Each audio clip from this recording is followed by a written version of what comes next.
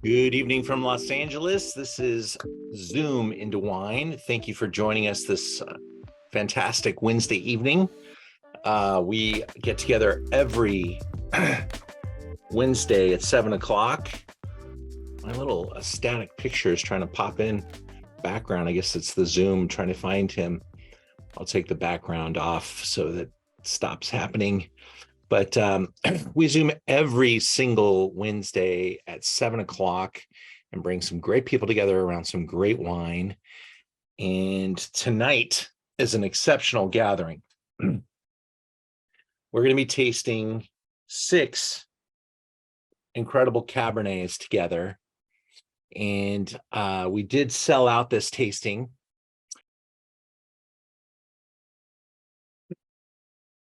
All right. For those of you that do have the wines, thank you.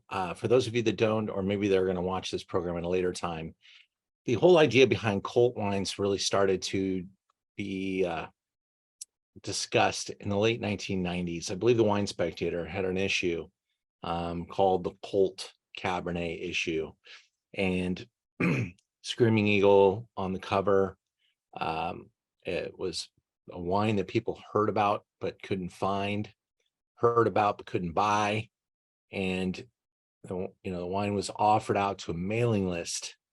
And this is coming out of an era where the wineries like BV George de Latour was a big news when that wine came out onto the market each year. And you just go to the market and buy a bottle, or maybe you visit Napa Valley and you started to go to some wineries that you liked. Silver Oak was a big destination, Joseph Phelps, the places like that, maybe even Opus One. But you could buy these wines, you could find these wines, and then all of a sudden these small, teeny producers, micro producers started to come out, and there was this collectability, this kind of fun to have something that people had heard about but couldn't find. I got on the mailing list. And the whole ball started to roll downhill. Now that's kind of the way the entire future of the business looks like it's going to be going, very much about direct to consumer, being on the mailing list, being an annual supporter.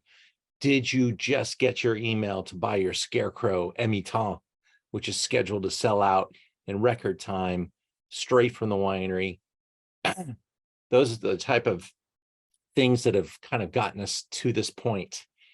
So now that we're to this point, what's going to happen next? Well, we've seen this amazing increase in wine bottle prices, and we wonder, when will they get too expensive to really slow them down? There are a large number of wines that are very expensive, very well made, beautiful. They put a lot of money and effort and energy into it, and they deserve to be recouped as an investment. But at some point, that number may surpass demand. Well, we're not there yet. The wine industry has had a vintage with 2020 that's very small and fire. And so 20 kind of became a no deal. There are some really beautiful 20s that you can now buy, but a lot of producers skipped it. There is a very small 2021 vintage in the marketplace coming out. A lot of those wines are actually being released at this moment. I can't believe it's already here, but here we are. Harvest 2023. The wines were 15 to 18 months in wood, and it's 2 years after harvest. So these wines are coming into the marketplace. 2021 Cabernets being released right now, but they're all super small, super short, and they've had super inflationary type of pressures with, cost of fruit, cost of storage, cost of, the supply chain was broken, bottles were expensive, all this stuff. So a lot of price increases, and the market is now. We're going to see what happens maybe 6 months from now. We know what we've been up against as a country with inflation and gasoline prices, etc. But will the wine industry feel this moment? I think it's right now that we're going to start judging how we're doing as a business. But from the looks of things, the wine industry is making just the right amount of wine to not get drowned in supply with this level of production. These wines are just kind of really still pretty much in demand, hard to get, hard to request, and that's my vantage point sitting here in Los Angeles, working with the wineries that we're working with, doing events, and buying wine for the store. I can tell you my allocations are still microscopic, and there are limits as to what people will sell me, what I can get, and there's things I can't get still. So with that, wine number one, I'm going to go in and share with you the slideshow, and we can take a look at that. And I'll just kind of reveal what wine number one was all about as we get there.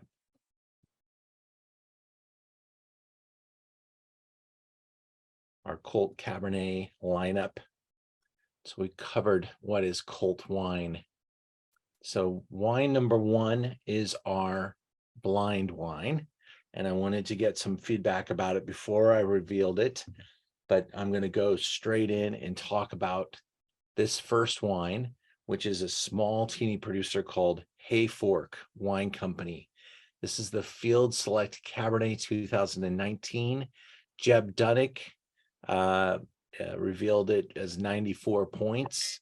This is just a really fun, beautiful St. Helena based Napa Cabernet. St. Helena is in northern Napa Valley, and you get all kinds of ripe, rich spice box and tobacco in this wine.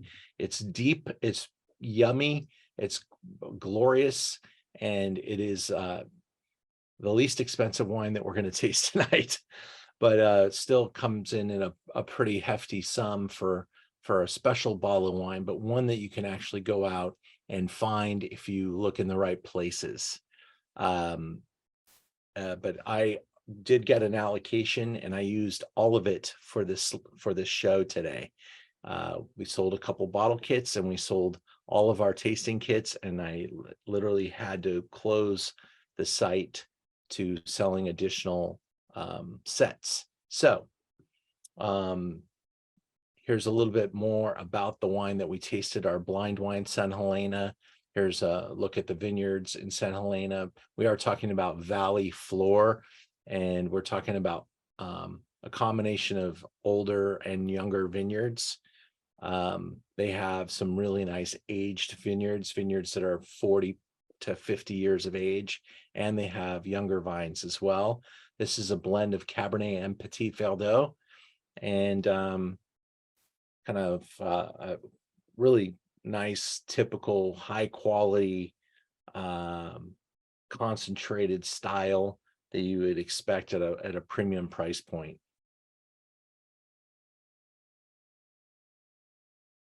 Wine number two, let's go to it.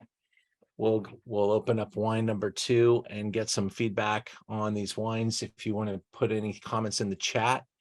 I jumped to Dana Estate for our second wine.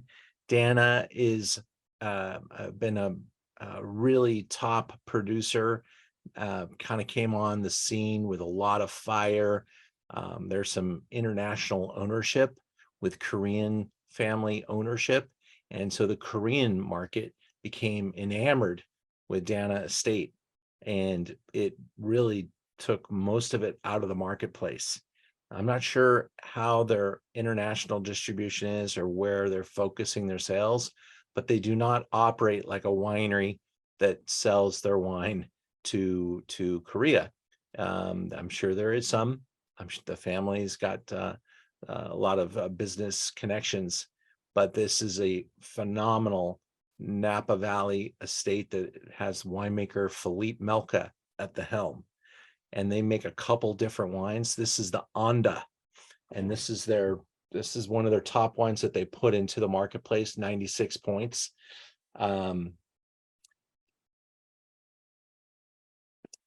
they actually bought an older winery, and this is the third winery to occupy the vineyard that they now get their grapes from. It's been there for a very long time, 1883. So being the third in 150 years. So they have brought in Philippe Melka and Cameron Walter, who I see his name also in a number of different places. And Dana Estate has really received kind of a unanimous praise. They've got a beautiful polish to their style. They make a wine that's a little more affordable, kind of a second wine of the estate called Vaso as well. And but their vineyards stretch between Howe Mountain and Rutherford Bench, the Crystal Springs appellation, which is just below Howe Mountain. And that's kind of where they live. Here's a look inside of the property. We've had Dana Estate on our Zoom in the past. We didn't taste this wine, nor did we would it be this vintage. It was a while back, so the wine didn't really, the video that we taped with them didn't really apply, but they do receive guests by appointment only, and it is a spectacular visit from what I've heard. You can see here the big concrete tank. This is absolutely something that's very common. This is what we would ferment the wine in. We might return it to these tanks, or maybe a stainless steel tank after time in wood to homogenize the final blend. But it's probably going into stainless steel for bottling. But here's our concrete's really got this very slow oxidation, allows just a very teeny amount of oxygen through the membrane, and allows the color here to be just saturatedly purple. You have this wonderful roundness and richness, this very exotic smoothness. Natalie says, I love that. That's exactly right. The tannin management here is really the touch of a great winemaker, and Philippe Melka is showing off with this wine. He's got kind of the ability to pick and choose what fruit he's using to make this wine. He doesn't have to use all the fruit. He can declassify or change to another bottling. But he does get to source a couple different vineyard sites and really pull together this top offering from Dana Estate, the Onda. 97 Cab, 2 Cab Franc, 1 Petit Verdot.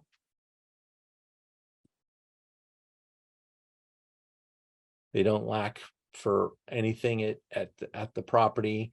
Beautiful caves, naturally cooled. They're not making a large amount of wine. They are in the quality wine business, and they just want to make the best. This wine comes in at about $300 a bottle. There are probably 2 or 3 bottles left. If you like this Dana Estate Onda, you can check around. Our pricing is really solid.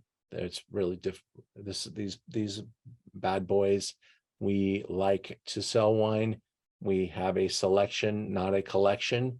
So we price the wines as don't get me wrong, I'd love to make a lot of money selling wine. Margins in the wine business are pretty teeny. This wine being the 2019, I know they didn't make a 20. I don't think the 21 is ready to go yet. So we'll have to wait and see when I'll have more. But I do have a couple of bottles of this wine available. And when I show it at dinners, I'm doing different dinners around town in Los Angeles. This wine's always deeply loved and really appreciated. Before we go into wine number 3, I just want to make sure if I answered all of the comments or questions. Patrick liked the balance. Thank you. David, I hope you guys are enjoying. Thank you very much. I'm glad you liked the first wine, Natalie. And you said the second is really smooth. Patrick, you talked about picking up a little heat. And then it hit a second gear that kicks into giving a nice length on number 2. I agree. It's got It is a very complex wine, deeply colored, wonderfully textured, and it's really hard not to drink this wine at this phase already. These wines do have considerable ageability, but the style of the moment is to make a wine that tastes good when it's young and is super balanced, and will, if it's balanced and beautiful now, it'll age really gracefully. And that's where we're at in the wine world. Wineries don't like to make wines that you can't really take a sneak peek at. They want you to taste it, fall in love with it, tell your friends, share a bottle every once in a while, and watch it over time. I do think this Dana estate has all of those, checks all those boxes. Back into our slideshow. Wine number 3. One of the darlings that we're presenting tonight. This is Cervantes family, and the wine that we're tasting from them is the Blacktail Red Blend 2019. Robert Parker, 96 points. Andy Erickson is a very storied winemaker. Famously was the winemaker from 2007 to about 2012 at Screaming Eagle. He and his wife make some wine on their own. They have recently moved they bought a vineyard in Oakville. You're going to hear more from Andy Erickson very, very soon.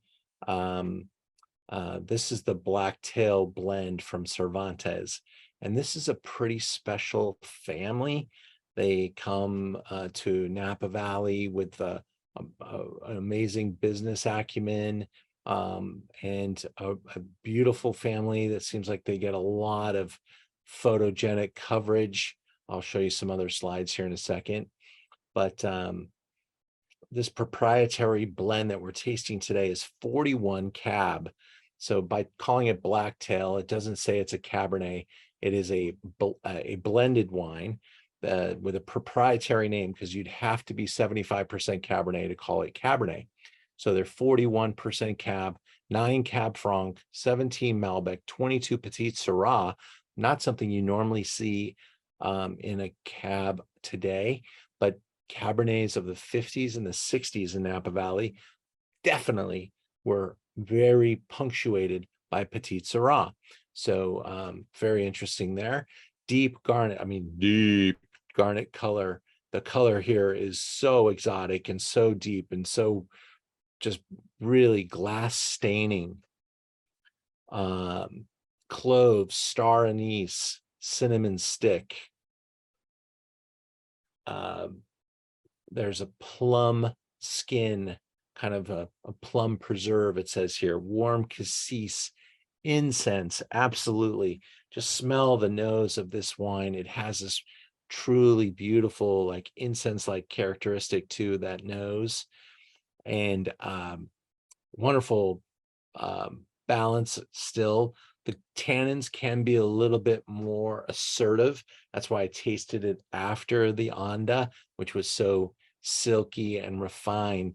This wine definitely kind of screams at you, hey, maybe taste me now, but I'll be a little bit better in a couple more years. And I definitely believe that a lot of that tannin tension that you're feeling there is accentuated by that Petit Syrah, because I make wine with Petit Syrah and it acts like Petit Syrah in the mouth. It's got this kind of gritty, granular tannin to it that screams Petit Syrah. This Cervantes winery is 1,100 acres. That's right, 1,100. Now that's not all fruit. They have horses, and they're a fully functioning farm. Again, Andy Erickson is the winemaker, and he and his wife own Favia Wine Company. He's the winemaker for Dalival, Mayacamas, Arietta, and has worked also for Staglin, Harlan, and Screaming Eagle. Xavier Cervantes and his family are the proprietors here. and they really keep their property very much part of the wilderness that is the outer limits of the Napa Valley. They call it Hine Ranch, and it's basically an estate in the Pope Valley side of the Napa Valley. And Xavier hires a winemaker, Andy Erickson, in making this wine, and Howard Backen did there's like a success formula. When you have a great winery, you're going to have a great winemaker like Andy Erickson, or Heidi Barrett, or Thomas Rivers Brown, or Philippe Melka. Then you've got to hire Howard Backen to build your beautiful winery, because he's one of the greatest architects working, period. My wife reminds me it's her dream to live in a Howard Backen design house. I don't know how we get there yet, but we're going to keep that dream alive. And then there's an equestrian center on the property with some beautiful horses, which is another part of his business of the Cervantes family. Here's Xavier and his wife. Here they are on their horses in their 1,100-acre vineyard and land. I think the vineyard itself is like 60 acres. So it's not small, but it's not all encompassing of the land. He's trying to create a very balanced estate and live off of his estate. Now, I believe the wine is carrying that Oakville appellation here on the notes, because the grapes are picked out there, but they don't have a facility on the property, so I've been told.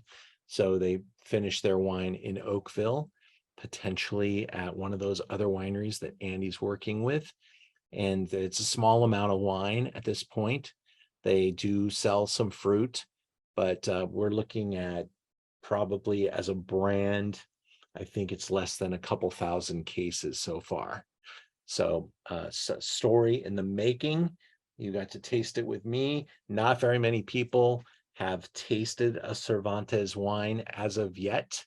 I've kind of seized on that and grabbed the Blacktail. I also have their spectacular Sauvignon Blanc that just received 96 or 97 points. So if you like this wine, it's a very cool package as well, and I'll show you that in a second. Let's just finish our pictured stored show. Here it is. And that it's very minimalist, but really classy, beautiful bottle. And I really think that this wine is going to be something special to behold over time. That 22% Petit Syrah really interests me. I need to learn more about how that came to play. Maybe that was already in the vineyard and established, so he wants to make it really, expression of this property. We'll have to learn more from Andy. We're working on getting him on a future Zoom. $200 for that wine, a relative bargain.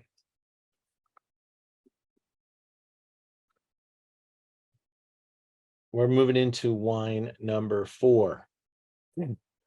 Lita Walker. This is a wine that's been talked about around me for a while, and up until last year, maybe a year and a half ago, I heard people saying, "Can you get me Polita Walker? Can you get me Polita Walker?" Well, I kept working on it. I finally got to talk with the family. I talked to her. They were absolutely spectacular, wonderful. And they invited me to send some clients to them. They said they'd impress them. And I had an amazing group with me for Napa Valley last year. So I brought them to Polita Walker, and we had a most unbelievable time. And the wine became available for me to be able to purchase some. I don't get much, I think I have about 4 bottles left out of the case to be able to offer up from this project tonight. So if you like this wine, take a look around. My price is really fair. If it's not the best in the world, it's really close. And with your discount code, you might even be able to take some of these wines probably don't discount further, but some of them will. And let's just take a look at this. 99 points. That's wow. Parker and all these guys say the difference between 99 points and 100-point wine is what they had for breakfast. So it's very much a mood thing. And they sometimes go back and change their scores and update them. This wine has received 99 points several years in a row. So maybe there's just something they know that's going to come that's going to make the wine even better, and they don't want to get trapped in that 100-point mark. But this is a wine that's made by, and it's our first wine tonight, made by Thomas Rivers Brown. And he has got a resume that is immense. And this particular wine is coming off of the Mount Veeder estate. Now, they do also make wine off of, I believe it's Pritchard Hill. But this is the Veeder. Mark Polito and Donna Walker are the proprietors. Here is their property. And this property is in the heart of the Napa Valley.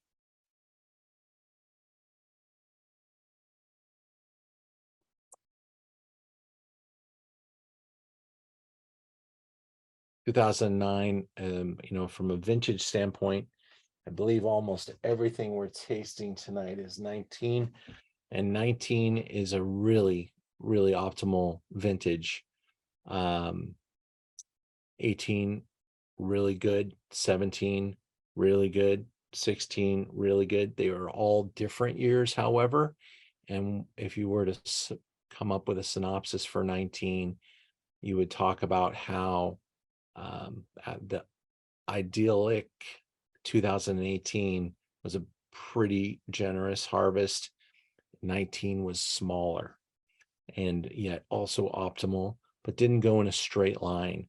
You kind of had a little bit of a slow start, and then you had a lot of heat, and then it got really cool at the end. So it slowed everything down, which creates a vintage with some adversity, and that kind of stresses the vines, and some great things can result. You're looking at vintners that are using microscopic productions, pound, maybe a pound and a half, 2 pounds per vine. So it's not a lot of fruit. And so we'll move on from here. Only the very best of everything, top quality wood. Thomas Rivers Brown has been told to spare no expense and to make just some legendary wine. $258.95 is the offer price for this product. And this I think really showcases Mount Veeder. The first 2 wines had kind of a nice richness to them that maybe was ubiquitous with greater Napa Valley. But when you get to Polito Walker, all of a sudden you hit this very focused hillside, kind of more dramatically stressed fruit from Veeder, which has a exposition that is completely southeast facing, and it's really dramatic and very poignant. The Veeder characteristics, and you're going to get some of the more distinguished and marked cassis, eucalyptus, maybe a little bit of a kind of those expensive spa aromas really accentuated, but there's a minerality that tells you're on Veeder that's kind of like you just hit a stone in the mouth, the nose, the feel of that wine in the mouth. You can feel that it came from a very rocky, thinly soiled mountainside, hillside fruit. A little bit different than the richer, more plush and luxurious lower altitude fruit. Got some comments I want to lean in on, and if any of you want to come on and talk to me about any of the wines we just finished tasting wine for, I'd love to hear from you at this time. Number 3. Yes, the tannins. We talked about, Patrick, the 3 grippy tannins. Absolutely. You said that was in a good way. Oh, number 4, the iron element. Cool. That's a stone and iron element that's coming from the vineyard itself. Thank you, Patrick, for that.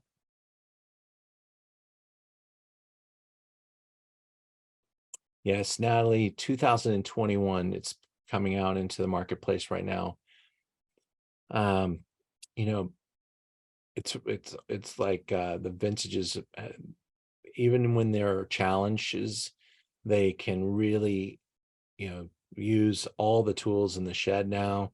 They're talking about vibrating sorting tables with optical scanners at wines at this level, literally kicking berries off of the table that aren't perfect. And with this pedigree winemaking and winemaker, they don't put their name on the estate without having lots of great hands and lots of wisdom and experience on how to forecast into what's happening in the vineyards. And yeah, the 2021's already getting some very big press, and it's getting people pretty excited. It's another small vintage, so you got those small vintages kind of lining up. 19, 21, 22 may be a little more generous, so we'll see what the final tell is on that. But 2021, it's going to be exceptional. And by the way, 2020, everybody was saying, 2020 was probably looking like it was going to be the best vintage of all of them right up until the fire started. So it was really a tragedy because everything was just optimal in the vineyards, the way it was setting up and the look in the vineyards. So people were really disappointed to lose that to the fires.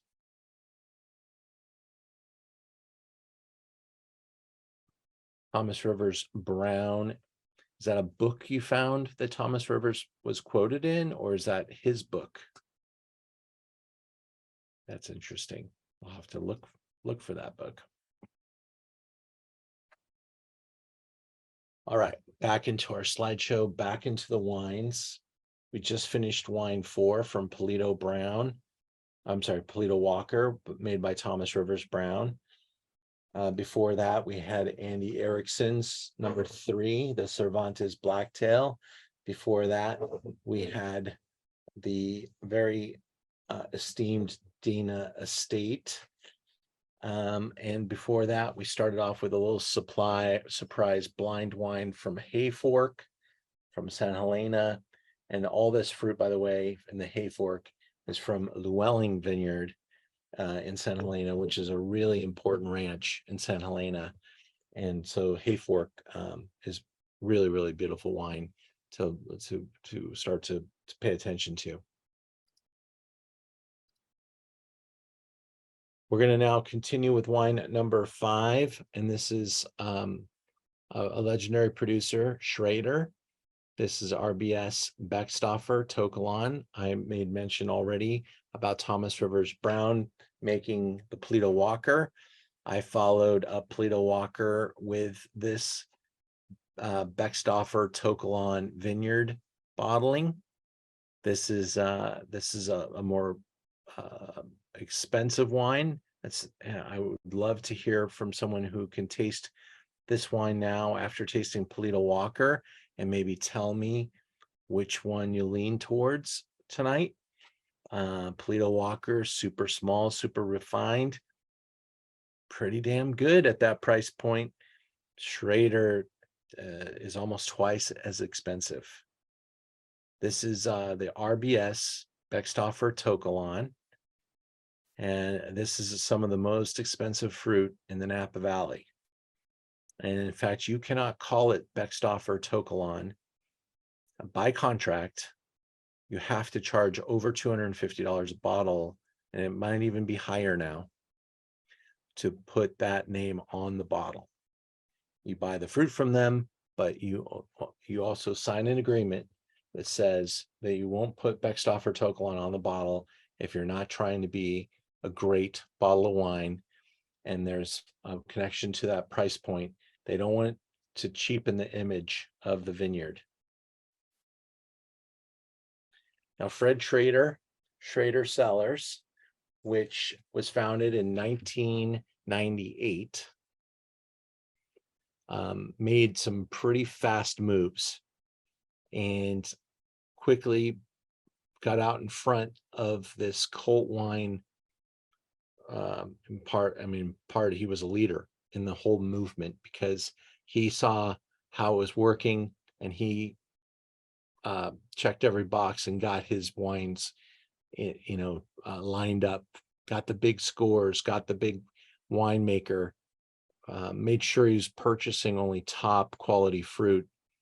Beckstoffer George III, Beckstoffer La Piedras. He was a big, huge customer for Beckstoffer. And Thomas Rivers Brown has his choice of projects, but he knows that this is one of the more important and prestigious in his arsenal. And so he and Fred worked hard together for a long time, and they built up this brand company, this company, and sold Schrader as a brand for a large sum of money. And so this is now owned by the same people that own Opus One, Constellation. And so they're continuing, they've done great things with Opus One, and the wine at Opus One continues to be magnificent. People ask me all the time, what do I think about Opus One? Is it overpriced? It might be a deal compared to some of the things that are happening around the Napa Valley. It's beautiful wine. I love it very much. I show it often, and it keeps par with the best in the business. So that's a testament to how Constellation has been running the business and running Opus One. And then they're doing the same thing with Schrader. They're keeping all the great vineyards that they have been marketing, and the wines continue to be very obscure, hard to get. Better stores can get it. Here's a picture with Thomas on the left and Mr. Fred Schrader there in the picture. Now, there's a fun story I'm going to tell you in a moment about Fred, but I'll get back to that in a little bit. This is 100% Cabernet Sauvignon from Beckstoffer, by the way. Not a blend at all. And here's a look at Beckstoffer Tokalon. This wine, $447.95. That is there may be a price that is available on this wine on release. If you're on the mailing list, it's a little better than that. I get offered the wine after the wine is released to the mailing list, and the price, I believe, is a little bit higher. I might even be paying the same price that the mailing list customers were paying on release. And then I have to mark up the wine at retail. I don't get to mark it up that much, but I think you can look around and see that our price is in line with where everyone else is. And they only allow me to buy 6 bottles. So I think I have 1 or 2 of this wine left after doing this effort. Maybe I got 10 bottles. I think that's the math that works out better. I think I got 10 bottles of Schrader, and I think it's because I got 6 from the winery and 4 from a private client that gets it direct from the winery. So that's yeah, that's how that worked out. That's how I got to 10.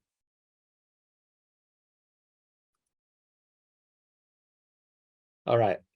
I want to break for a second, see if there's any chats or any comments from you guys. Patrick, first time trying Schrader. Awesome.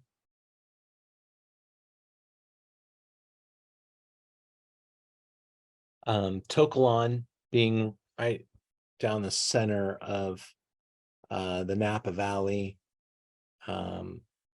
It has just a really dramatic, beautiful, dusty, sweet cherry nose. Super, super concentrated.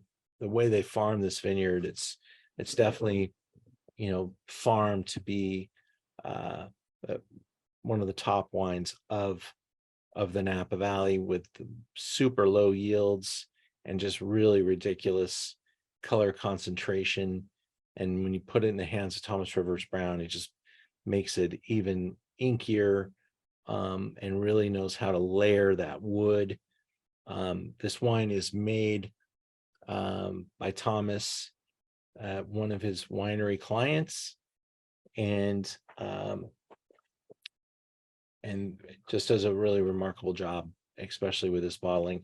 Not a lot of this wine made, by the way. This is not, you know, there might be a couple thousand 6-packs of this wine released on an annual basis, but I think its total production's around 1,000 cases for Beckstoffer Tokalon.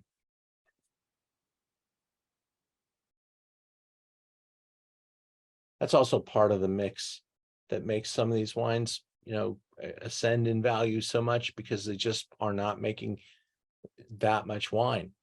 And so therefore you don't see it in that many places.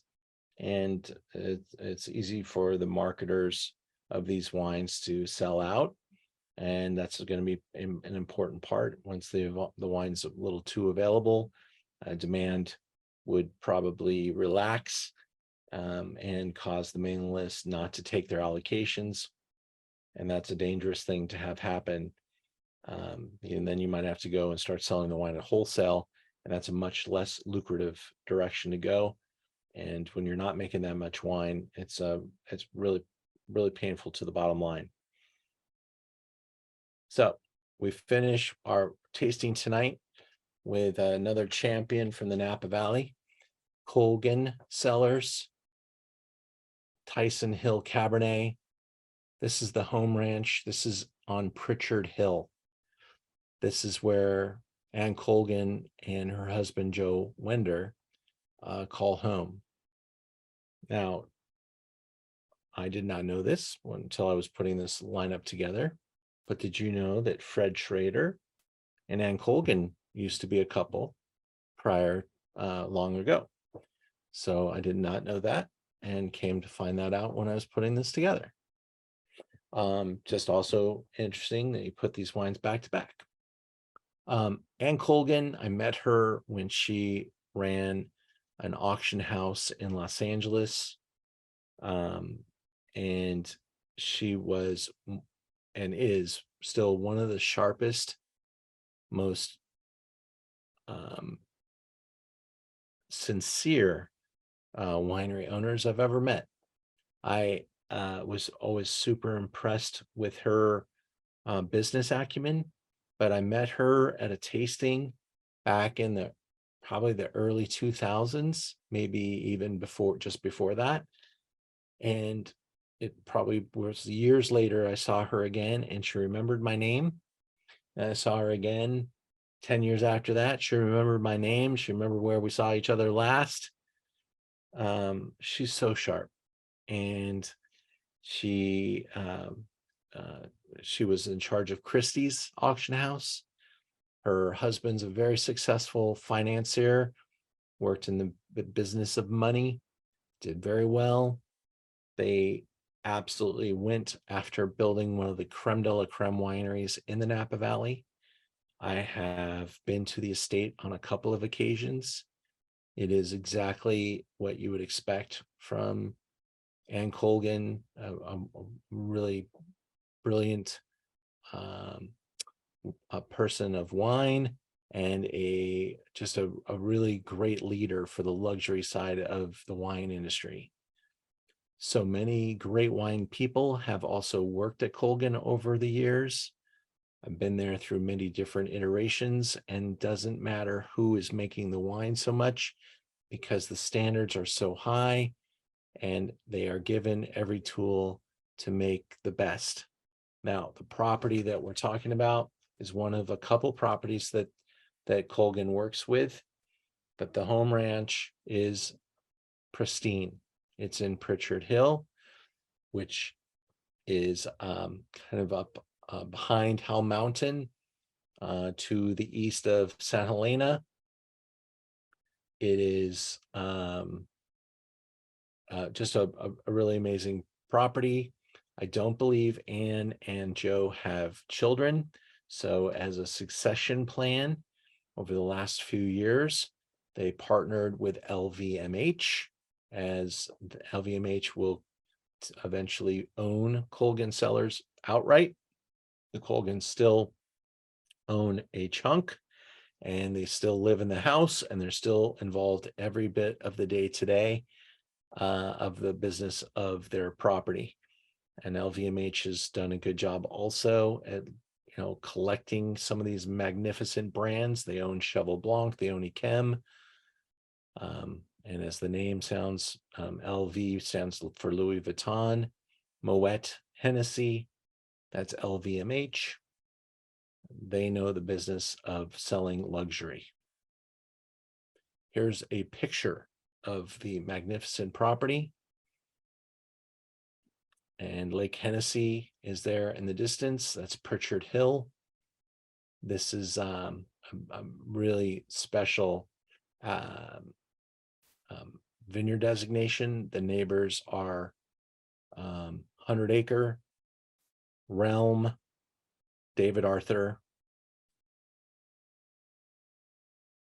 The property, the winery itself is very functional and is not flashy, but seldom visited. You can get if you're a customer of theirs, you can on occasion be welcomed with a tasting, but they're very selective and very booked out.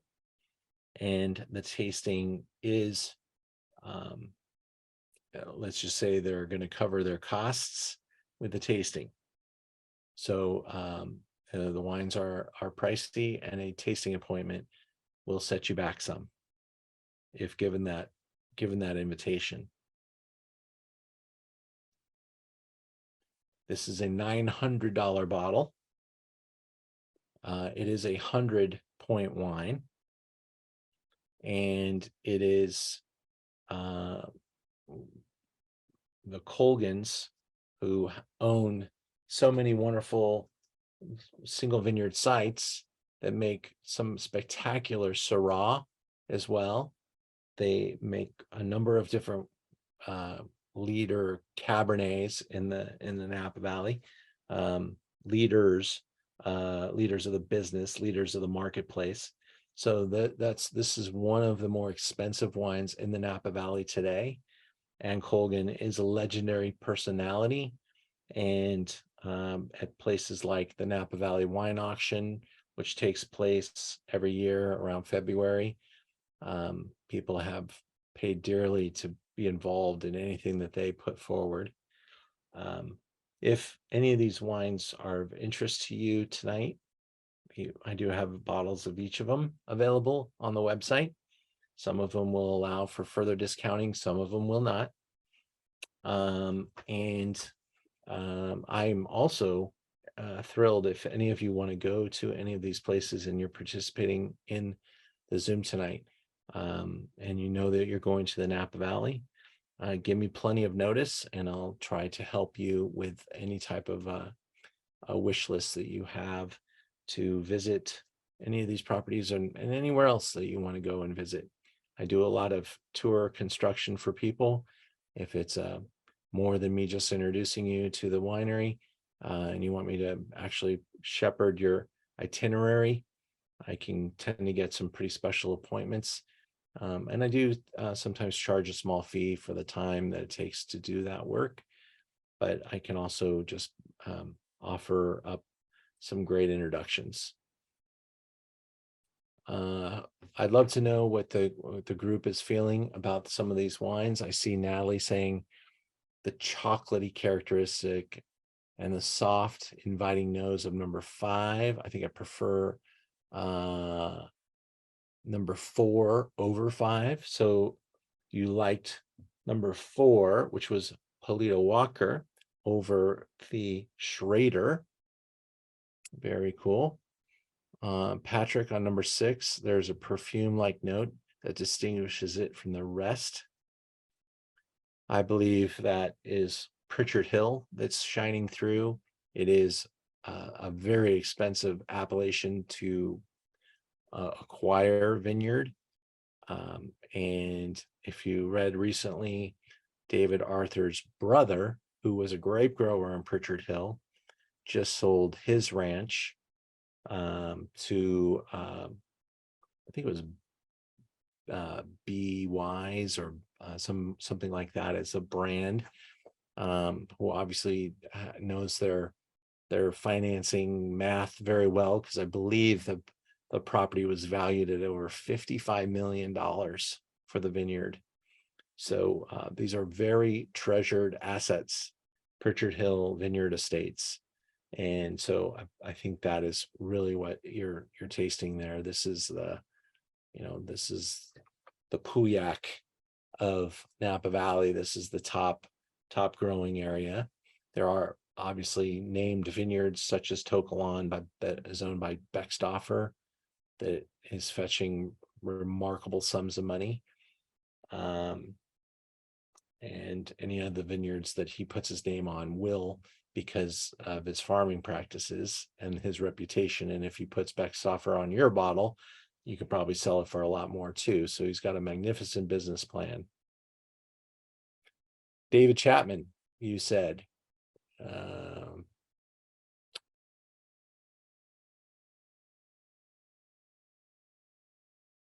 Something from Beckstoffer to To Kalon. Yeah, there are a number of different wines that are made Beckstoffer, To Kalon. Yes, Venge is making a Beckstoffer. I believe it's Beckstoffer Missouri Hopper that Venge makes. Also excellent. You are correct. Also quite expensive.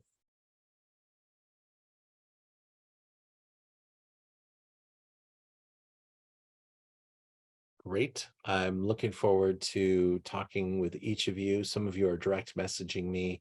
Some of you are talking to the room. If and when you're ready to go to the Napa Valley, let me know. I don't have a group trip planned for the immediate future. I don't know if I'm going to try that again near term. I'm probably more interested in just helping people set up their own times and own appointments, parties of 2, parties of 4. That seems to be what is working better in the Napa Valley. My last endeavor there, it just costs so much money to go. And, a weekend in the Napa Valley, it's pretty easy to get to $10,000 a couple if you're visiting the top estates and trying to eat at the top restaurants and stay at the decent hotels.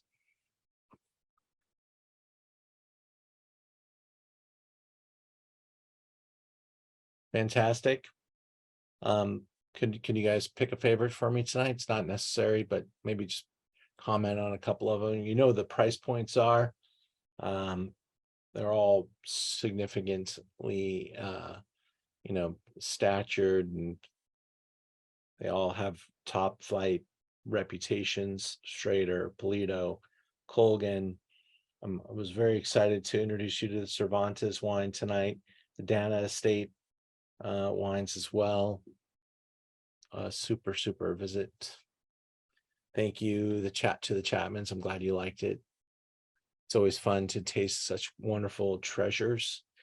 and to taste them side by side is even more powerful. You could open up a single bottle of these wines any night of the week, is make it a special day, but to be able to taste them really next to each other and see the very best and compare and contrast them is really what I love about the fine wine business, and doing the things the way we do them with our dinners, etc.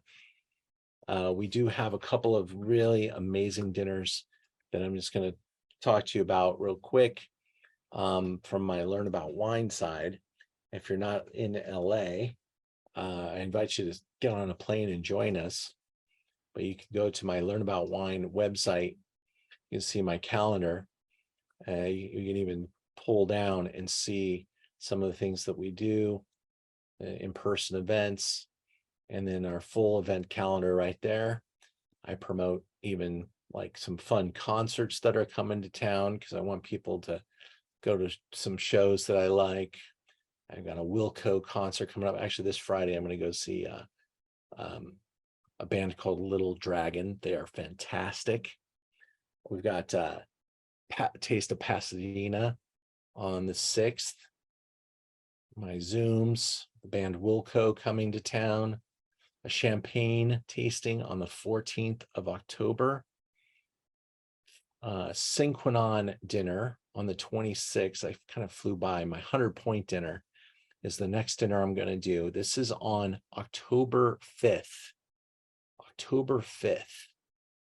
100-point dinner. It's going to be a Jar restaurant, and you can see the wine list that we're going to be pouring. Some of the wines we had tonight, like Polito Walker, are going to be featured in this dinner. So take a look at the wine list. We taste right next to each other. We're tasting Rioja, 100-point Rioja, next to 100-point Malbec, next to 100-point Bordeaux.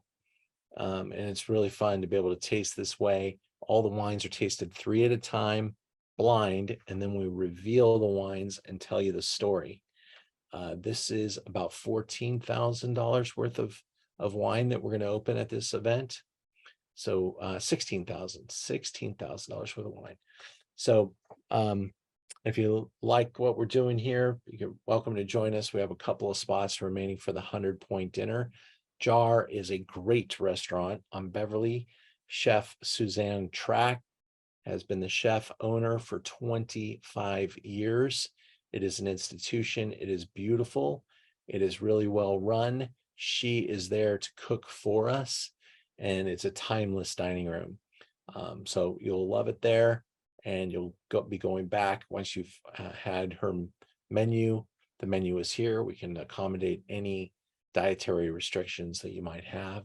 Check it out, the 100-point dinner. The Synchronon dinner that we have on the 26th only has 1 spot left. That's pretty cool. We're about to announce a Cult Cabernet dinner in November, also at Jar, and then also a dinner with various wineries from Baja coming up on the 19th of November. So check out that calendar. And also, I hope that you'll join us for a future Zoom next week. Best Values, Heroes of Italian Wine. These are truly special wines that we're opening. Natalie, I'm so glad you like the Cervantes. It's a really sexy wine. I love how it's unique. I love the storyline. I love the idea of it being 1,100 acres and a part of this working ranch. Awesome. I'm glad you liked the lineup. Patrick? Even the bottle kind of reminds me of, how Harlan does their label and stuff, just kind of like very clean, simple. The Roman numerals, I don't know. There was just something about it that you could tell. Like, just on its own, I would never have said, "Oh, that looks like something that would have been a past Harlan winemaker." But as soon as you said the Harlan connection, I was like, "Oh, I see it in the bottle." Yeah, it's a lot of big time consultants helping out, making the label, kind of tell the secret story, and really set up the brand for the long run. You don't want to change the label or artwork anytime soon. You want to get set up with a a look and a feel that you can ride into the future. And that's a really cool looking bottle. And the white bottle is even just as cool. The Sauv Blanc, yeah, you'd really love it. And the wine is magic. It's another story to talk about too, is actually just how exciting the Sauvignon Blancs are. You know, for years they made Cabernets, and a lot of these wineries made a Chardonnay even to kind of, accompany their Cabernet. And kind of makes sense. In Bordeaux, some of them make some whites as well, but they're all Sauvignon Blanc and Semillon in Bordeaux.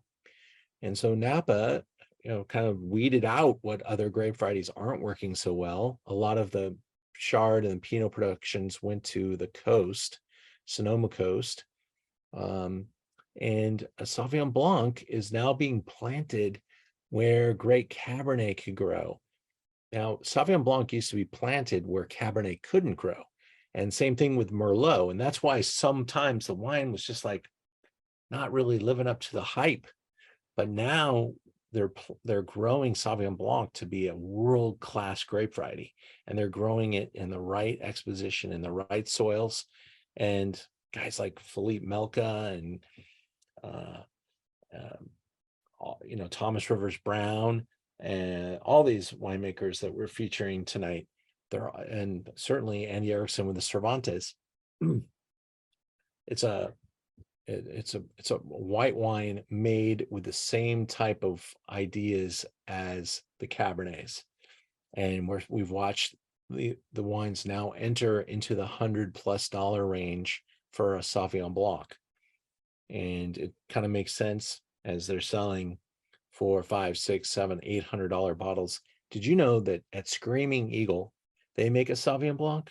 And did you know that Sauvignon Blanc is only offered up to like a couple of their best, oldest clients? So when you go to auction with Screaming Eagle, Eagle is selling between, I don't know, $3,800 and to $6,000 a bottle. But the Sauvignon Blanc is going for $10,000